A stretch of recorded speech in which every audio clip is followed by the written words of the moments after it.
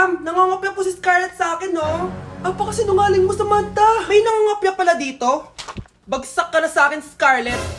Apakasama talaga ng ugali mo, Samantha. Nay! O anak, anyari sa'yo? Binagsak ako ng teacher ko. Naniwala kasi siya kay Samantha na nangopya daw ako. Totoo ba yun, Scarlett? Hindi, Nay. Siya talaga yung nangopya sa akin. Walang iya yan ah! Humanda siya sa akin! Tara, anak!